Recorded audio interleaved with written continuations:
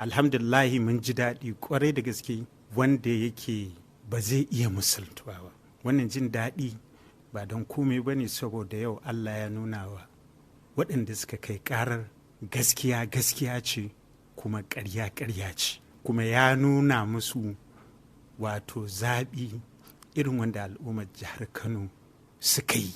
Ka ce waɗanda suka kai ƙarar nan kamar ƙara ba ɗaya ba ne ko yaya? To ka san tun kafin Ibrahim Little akwai Jafar Sani Bello wanda shi ya fara ƙalubalantar wato zaɓe da aka yi na fidda gwani a kotun jiha.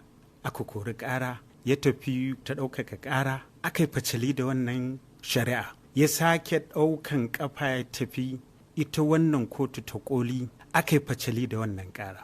Banda wannan akwai ƙananan ƙararraki, ƙananan kotuna a nan Kano, su ma sun kai guda 4, cikin ikon Allah babu wacce wani ya samu nasara da aka yi facali da su. To gashi kuna wannan murnar kuma har zuwa yanzu tukunna ba a ma yanke hukunci a bangaren shari'ar da kuke kalubalanta ta zaɓe ba. Ai mu muka je muka kai ƙara wannan da aka kai, kuma ƙarar da muka kai muka yi ai mana adalci, kuma adalcin nan muke jira. In aka yi adalci to alhamdulahi mu an biya mu, kuma an biya al'ummar jihar Kano wanda suka sha wahala, maza, mata, matasa, so da haka babu wani abu.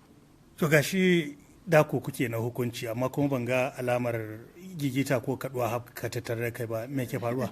To ai wato na ɗaya kullum in ka bar wa Allah, wato duk wani lamari naka ka bar wa Allah, to za ka samu kwanci hankali. Babu abin da ya dame ni domin na san Allah subhanahu wa ta'ala shi ya fito min da wannan, kuma shi ya nufin da tsaya takara.